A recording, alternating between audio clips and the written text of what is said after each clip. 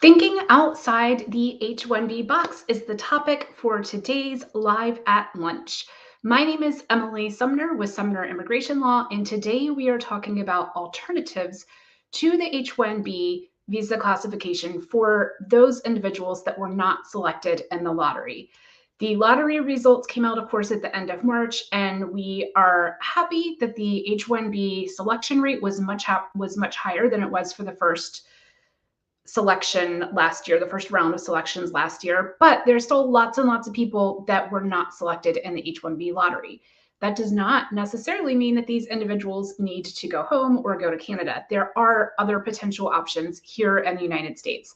So today is the first in our Live at Lunch series, the first of 3 series on options beyond the H-1B.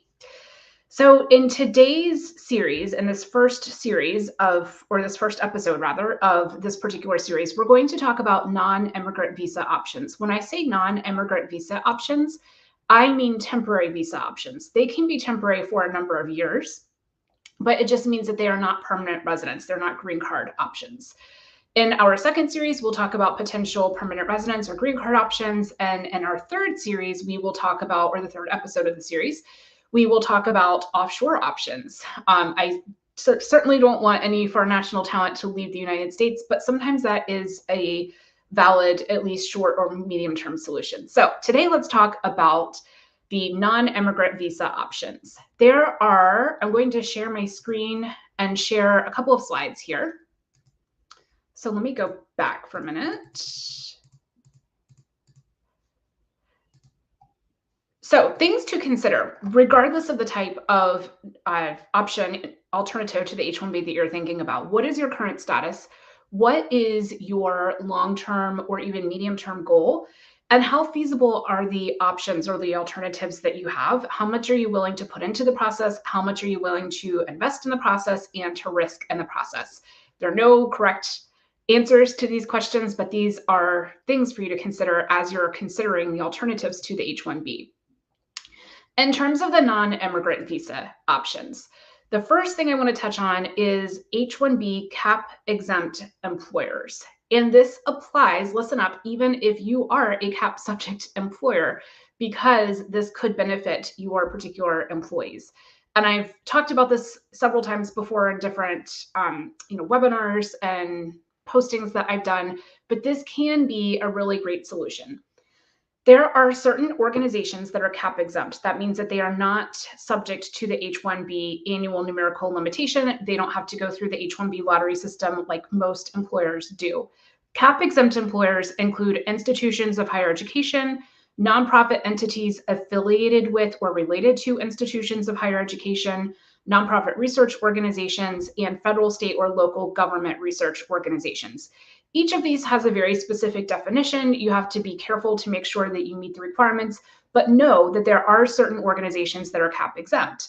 Many times over the years, I have had employees and employers who will work part-time at a cap exempt organization and part-time at a cap subject organization. So in other words, it's possible to have what's called a concurrent H-1B, meaning 2 different entities file an H-1B petition for you or for the foreign national employer at the same time. As long as the foreign national employee works for the cap exempt organization, they are able to work for the cap subject organization as well, even though they haven't been counted against the H-1B cap. So that is, even if they weren't selected in the lottery, they can still work for this H-1B subject employer as long as they're working for the cap exempt employer. I think I might have said H-1B subject, meant cap subject.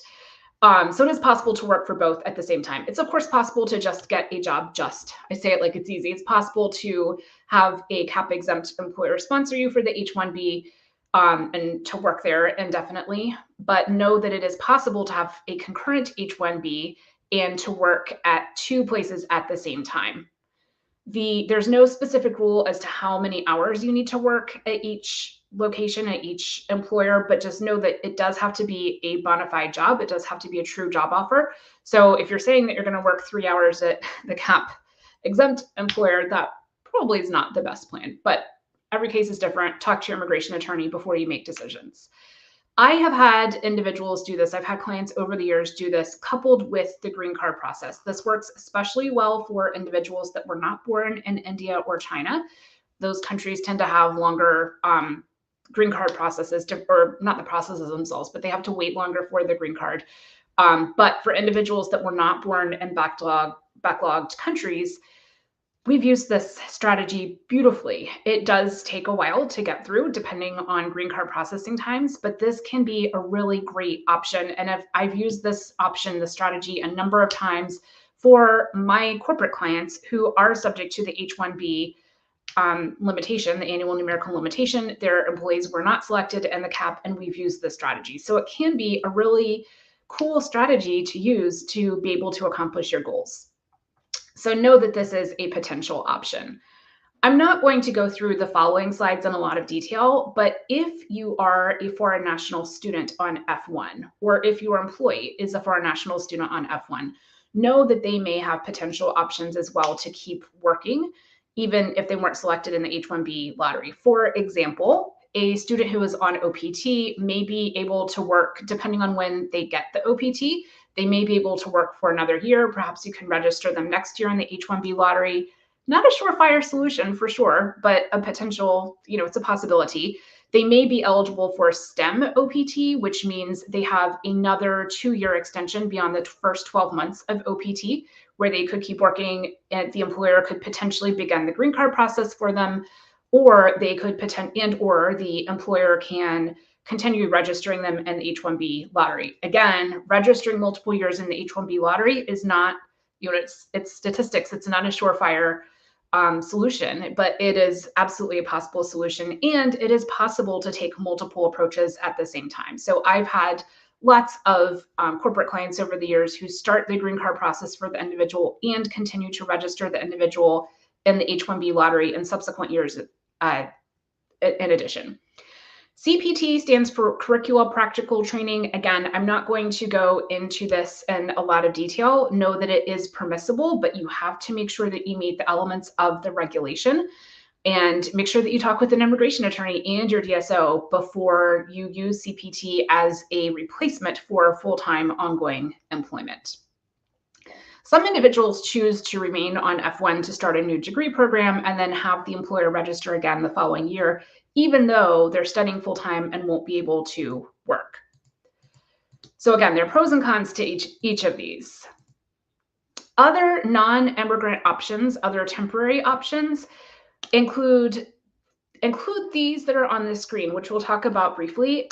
Just know that for almost every letter of the alphabet, there is a different visa classification and then subclassifications within a lot of those. So there are seemingly a lot of different options within the non-immigrant visa context. And it is possible that you would find an option that would work, absolutely. However, for every non-immigrant visa classification, there are specific requirements, purposes, durations. It's not a one-size-fits-all by any means. So what we have listed here on this particular slide are some of the most commonly used non-immigrant visa options. Certainly not all the options out there, but ones that are more commonly used. So for example, the E2 is an investor visa. And it is possible to have an F1 student, or really anyone who wasn't selected in the H-1B lottery, to potentially transition to E2. The E2 investor visa, there does have to be a treaty between the US and the other country. India is not one of those, but there are treaties with a number of other countries. So that could be a possibility. The E2 investor, or the person who's holding E2, can be the investor themselves, or it can be an employee of an E2 qualified company, depending on the particular situation. So know that that might be a possibility for you if there's a treaty in place between the US and your particular country, or the country that the foreign national is coming from. There are some visa classifications, some temporary visa classifications that are country specific, including the E2. Like I said, we have to have a treaty with that particular country that the foreign national is coming from. The E3 is for citizens of Australia. The H-1B1 is for citizens of Chile and Singapore.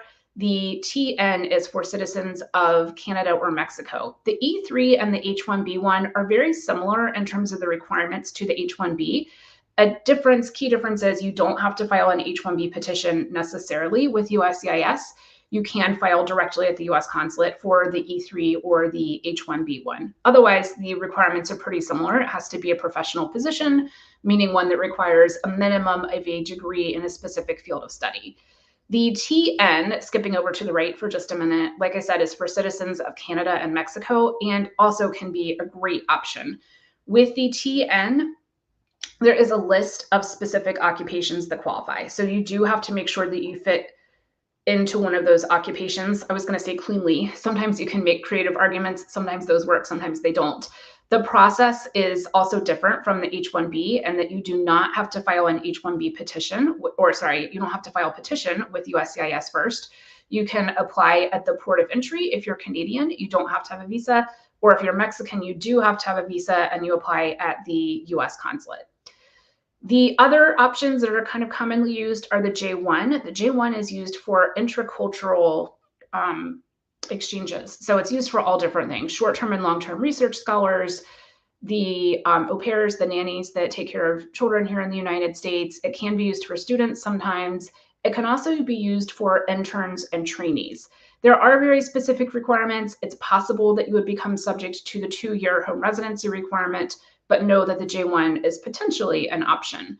The L1 is for intra-company transferees. So individuals that have worked at an overseas entity for at least one of the past 3 years before coming to the United States, and they're being transferred by that company to a related entity here in the United States. There has to be a qualifying corporate relationship between the two entities. The L1B within this classification, the L1B is for specialized knowledge workers. The L1A is for managers or executives. And again, there are other requirements as well. It's not, quite as easy as I'm making it sound here, but it is something to potentially look into. The O1 is another possibility that we sometimes do for individuals who were not selected in the H-1B lottery. It is for foreign nationals of extraordinary ability. You do have to meet certain requirements. You have to show that you're at the top of the field. Again, not necessarily easy to obtain, but it is potentially a feasible possibility alternative to the H-1B. So these are some, not all, but some of the non-immigrant visa classification alternatives. If you're interested in more detail on any of these alternatives, we do have a video library on our YouTube channel called Sumner School Business Immigration Basics. So if you Google that, Sumner School Business Immigration Basics, and that's Sumner, my last name, not summer like the season, but Sumner School Business Immigration Basics, it should come up. We have a video on all of these classifications that we have listed, as well as some others in more detail. So check that out if you're interested in any particular visa classification. All of this is just for informational purposes only. It is not legal advice. So definitely consult with me or another qualified immigration attorney before you actually make decisions and take action. But if you were not selected in the H-1B lottery, take heart. Know that I get it. I know it's very frustrating. I've never been through it myself, of course, but lots and lots of clients have, hundreds of our clients have over the years and have not been selected. So there are potential solutions and alternatives out there to explore. In our next video, our next episode, our next live in this series, we will talk about green card options as alternatives to the H-1B. Until then, my name is Emily Sumner with Sumner Immigration Law, serving clients throughout the United States and around the world with family-based and employment-based immigration matters.